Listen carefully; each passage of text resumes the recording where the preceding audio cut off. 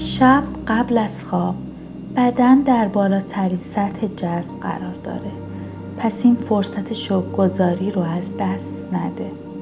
چشماتو ببند و با من تکرار کن. دعا میکنم برای تو، برای خودم، برای همه ما. کسی چه میداند؟ شاید خدا دست جمعی نگاهمان کرد. دعا میکنم برای دلهایمان، برای چشمهایمان، برای گریه و خنده هایمان. دعا میکنم مهربان خدای من. میدانم که تا آسمان راهی نیست، ولی تا آسمانی شدن راه بسیار است. این دست‌های خالی به سوی تو بلند می شود. تو خود ای خزانه دار بخشش ها، بهترین ها را برایمان مقدر کن. پنجره قلبم را خالصانه و عاشقانه به سویت باز می کنم تا نسیم رحمتت بر آن بوزد و نوری از عشق تو را برای قلبم به ارمغان آورد. خدای شب، مرا به بزرگی آنچه داده ای آگاه کن تا کوچکی آن چیزها که ندارم آرامشم را برهم نزند. پروردگارا، اگر بناست که بسازیم قدرتمان و اگر بناست که بسوزیم طاقتمان عطا فرما.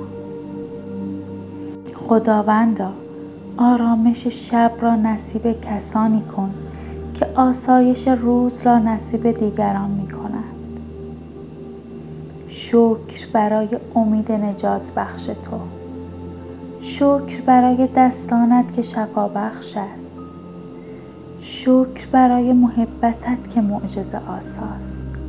شکر برای چشمانت که امید بخش است.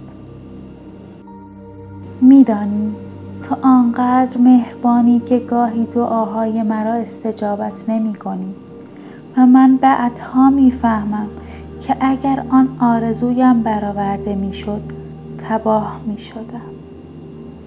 پس خودم را به تو می سپارم چون هیچ تردیدی ندارم که صلاح من را می دانی.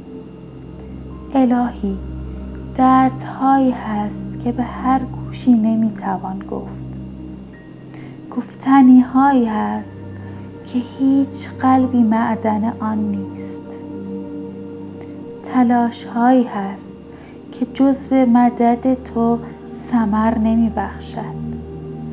تغییراتی هست که جزو تقدیر تو ممکن نیست. دعاهایی هست که جزو آمین تو اجابت نمی شود. خدای شب، قدم‌های گم شده‌ای دارم که تنها هدایتگر آن تویی. افکار آشفته‌ای دارم که تنها سامان دهنده اش تویی. نگاه مهربانت را از من دریغ نکن. ای خدای شب، ای که دانه را در شکاف خاک می شکوفانی و از تاریکی آزادش می کنی.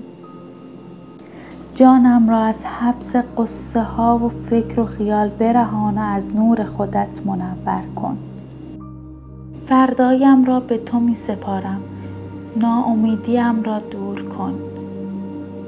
به من کمک کن تا آنچه سبب درد و رنجم شده و آنچه محدود و محصورم می کند ببخشم. می دانم که سختی ها محبت تو هستند، زیرا آدمی پشت درهای بسته به فکر ساختن کلید می افتد. خدای شب، به فرشتگانت بسپار در لحظه لحظه نیایش خود دوستانم را از یاد نبرند. امیدوارم به فرداهایی که تو زودتر از ما آنجایی. تو مهربانی هستی که رحمتش بی پایان است و لطفش بی پایان و از سر مهر.